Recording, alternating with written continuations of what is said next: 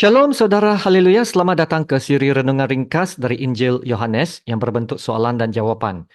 Kiranya kasih karunia dan damai sejahtera melimpahi Anda oleh pengenalan akan Yesus, akan Allah dan akan Yesus Tuhan kita. Kita akan lihat Yohanes bab 17 ayat 20 hingga ke 26 dengan tajuk ini. Kenapa kesatuan kita penting? Mari kita baca dari ayat 20.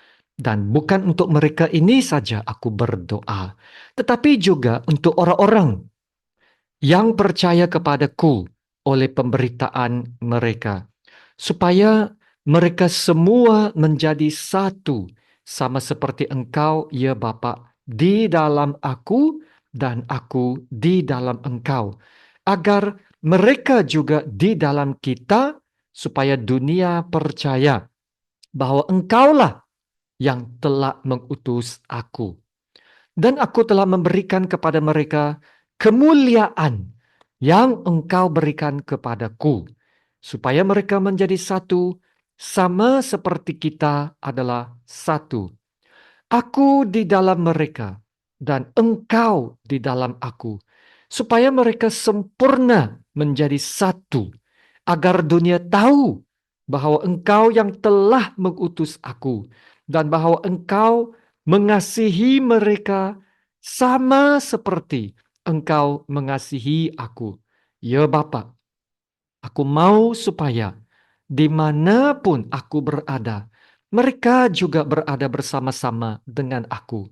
Mereka yang telah engkau berikan kepadaku, agar mereka memandang kemuliaanku yang telah engkau berikan kepadaku.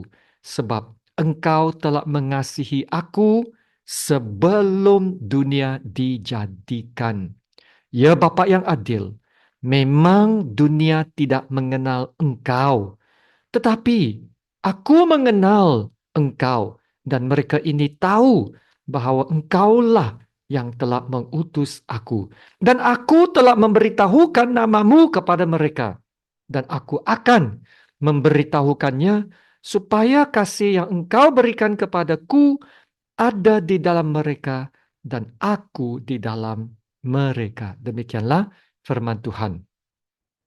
Dari doa permohonan untuk dirinya sendiri dalam ayat 1 hingga ke-5, dan permohonan untuk murid-muridnya, kini Yesus memperluaskan skop doanya untuk semua orang yang percaya.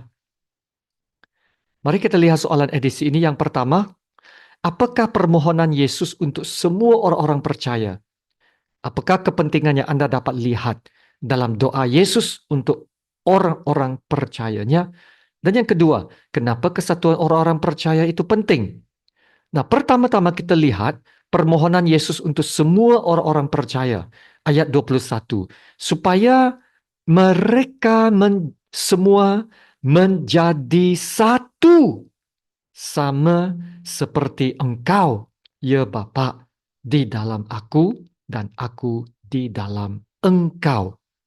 Yesus mendoakan supaya orang-orang percaya menjadi satu dan memiliki kesatuan yang sama seperti kesatuan antara Bapa dan Anak. Seperti mana Yesus tinggal di dalam Allah Bapa dan Allah Bapa tinggal di dalam Yesus dalam kesatuan yang sempurna, Yesus mau kita juga tinggal di dalam kesatuan perhubungan yang kekal bersama Allah Bapa. Nah, begitu juga kesatuan ini penting bagi orang-orang percaya. Orang-orang yang percaya kepada Yesus terdiri daripada pelbagai suku, kaum, dan bangsa. Murid-murid Yesus, ya, dan orang-orang Yahudi. Mereka harus tahu bahwa Injil yang diberitakan Yesus bukan saja terhad kepada bangsa mereka sahaja, tetapi untuk semua bangsa. Yesus mati untuk semua bangsa, Yahudi dan bukan Yahudi. Ya, seperti mana yang dikatakan dalam ayat Efesus bab 2 ayat 14. Yesus mempersatukan kedua-dua pihak dengan merobohkan tembok pemisah antara mereka. Maka mereka harus berusaha memelihara kesatuan roh ini oleh ikatan damai sejahtera. Dalam Efesus bab 4 ayat 3 ayat ini ya. Itulah juga yang harus menjadi usaha kita saudara, yaitu memelihara kesatuan roh. Ya, Yesus mati untuk memperdamaikan kita dengan satu sama lain dan dengan Allah Bapa. Maka janganlah kita pula merosakkan apa yang telah Yesus satukan. Amin. Nah, Yesus juga berkata dalam ayat 22, dan aku telah memberikan kepada mereka kemuliaan yang engkau berikan kepadaku. Wow, saudara, yang luar biasanya di dalam kesatuan kita dengan Allah Bapa, kita juga akan memiliki kemuliaan Allah Bapa seperti mana yang dimiliki Yesus dalam kesatuannya dengan Allah Bapa. Amin. Kemuliaan dan kehidupan Allah Bapa akan mengalir dan mengalir dalam kesatuan dan kehidupan orang-orang percaya. Saudara, sebagai orang berdosa, kita semua telah hilang kemuliaan Allah, ya, yang disebut dalam Roma bab 3 ayat 23. Ya, kita semua telah hilang kemuliaan Allah. Tetapi apabila Yesus memperdamaikan kita semula dengan Allah Bapa, kita dapat disatukan semula dengan kemuliaan Allah Bapa. Amin. Wow, luar biasa. Nah, permohonan seterusnya ayat 24. Ya Bapa, aku mau supaya dimanapun aku berada, mereka juga berada bersama-sama dengan aku. Mereka yang telah engkau berikan kepadaku, agar mereka memandang kemuliaanku yang telah engkau berikan kepadaku, sebab engkau telah mengasihi aku sebelum dunia dijadikan. Ya saudara, sebelum ini Yesus memberitahu murid-muridnya, kemana dia pergi, mereka tidak dapat ikut bersama. Dalam Yohanes 13 ayat 36. Ini tidak bermakna Yesus tidak mau mereka bersama dengannya. Perpisahan ini hanya sementara saja. Yesus harus mati. Mereka tidak boleh ikut dalam hal itu. Selepas kematiannya dan kebangkitannya, Yesus akan kembali kepada Bapa. Ya, mereka tidak dapat ikut karena mereka harus tinggal di dunia dan menjadi saksi bagi Kristus. Tetapi akan tiba waktunya mereka akan bersama Yesus di syurga. Nah, inilah yang Yesus mohon, supaya Bapa dapat membawa mereka ke syurga dan melihat kemuliaan Yesus. Amin. Jadi kita lihat soalan yang kedua, kenapakah kesatuan orang-orang percaya penting? Yang pertama, Injil tentang Yesus dalam ayat 21. Supaya dunia percaya. Supaya dunia percaya. Kesatuan orang-orang percaya adalah sangat penting. Karena ia menjadi saksi kepada dunia supaya dunia percaya. Kesatuan antara orang-orang percaya adalah kesatuan mereka dalam Kristus Yesus, di mana Yesus menjadi kepala dan jemaat anggota-anggota tubuhnya. Jadi dari situ kehidupan Yesus dapat mengalir kepada setiap anggotanya. Dan mereka dapat hidup dalam kasih, mereka dapat hidup dalam kesetiaan dan kesungguhan iman kepada Tuhan dan sesama sendiri. Nah, kesatuan inilah yang akan menjadi saksi yang memberitakan Injil tentang apa yang Yesus katakan dalam ayat 21 ini. Bahwa engkaulah yang telah mengutus aku. Daripada kesatuan kita, dunia dapat lihat tentang Yesus yang hidup di dalam kita. Amin. Jadi, kalau berlakunya perpecahan, pembahagian, dan ketidakkesatuan, ini akan menjadi saksi yang tidak baik, malah merosakkan nama Tuhan. Maka kita harus bertanggung jawab memelihara damai dan kesatuan. Bagaimana kita dapat lakukan itu? Nah, kita lakukan itu dalam kerendahan hati dan menunduk kepada satu sama lain. Nah, dalam hal ini Paulus memberikan nasihat yang sangat baik bagaimana kita harus hidup dalam kesatuan. Dalam Filipi bab 2 ayat 2 hingga ke-4 berkata begini. Karena itu, sempurnakanlah sukacitaku dengan ini. Hendaklah kamu sehati sepikir dalam satu kasih, satu jiwa, satu tujuan.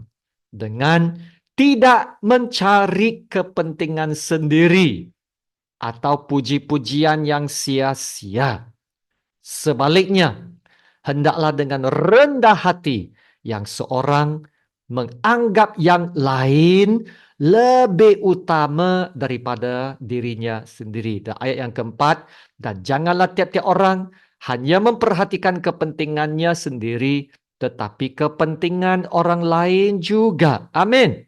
Wow, saudara.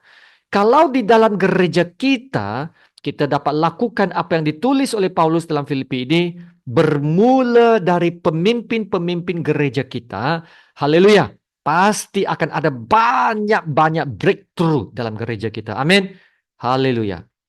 Yang kedua, kenapa kesatuan itu penting adalah message kasih Allah. Dalam ayat 23, aku di dalam mereka dan engkau di dalam aku, supaya mereka semuanya menjadi satu, agar dunia tahu bahwa engkau yang telah mengutus aku dan bahwa engkau mengasihi mereka sama seperti engkau mengasihi aku. Haleluya. Allah mengasihi kita sama seperti Allah mengasihi Yesus. Wow, bukankah itu sangat luar biasa? Kalau sebelum ini saya hanya tahu bahwa Allah mengasihi saya. Sekarang saya tahu Allah mengasihi saya sama seperti Allah mengasihi Yesus. Haleluya, luar biasa. Allah telah mengasihi Yesus sebelum dunia dijadikan. Yang dikatakan dalam ayat 24. Dan tetap mengasihinya. Ini adalah kasih yang kekal, tak terputus, tak terpisah. Nah, perhatikan ya. Yesus tahu bahwa ia akan menjadi korban. Yesus akan ditangkap, dihina, dan dimatikan dengan cara yang paling menyiksakan, yaitu di atas kayu salib. Namun Yesus masih percaya Allah Bapa mengasihinya. Kasih Allah tidak akan berubah. Dan Yesus juga tidak berubah dalam misinya. Melakukan kehendak Allah. Menjadi taat sampai mati, bahkan mati di kayu salib. Dan kini Allah mengasihi kita dengan kasih yang sama seperti Allah mengasihi Yesus. Sudah pastinya kasih Allah berlimpah-limpah kepada orang-orang percaya yang telah ditebus oleh darah anak tunggalnya. Amin. Haleluya. Sekarang kita berada di dalam Yesus Kristus. Dan karena itu, jika Allah mengasihi Yesus sebelum dunia dijadikan, Allah juga dapat mengasihi kita yang sekarang berada di dalam Kristus. Haleluya. Kasih Allah kepada kita adalah yang kekal, tak terputus, dan tak terpisah. Kesatuan orang-orang percaya adalah message kasih teragung Allah kepada dunia. Allah mengasihi dunia dan menghendaki supaya dunia datang kepada kasih Allah dan diselamatkan. Jadi di sini gereja berperanan besar dalam misi ini. Apabila gereja bersatu dalam ikatan kasih yang murni, dunia akan dapat melihat. Melihat apa? Yaitu engkau mengasihi mereka sama seperti engkau mengasihi aku dalam ayat ini. Dunia dapat melihat, dunia dapat merasakan kasih Allah bila mereka, yaitu dunia luar, mereka itu dijemput bersekutu bersama jemaat yang hidup dalam kesatuan yang saling mengasihi.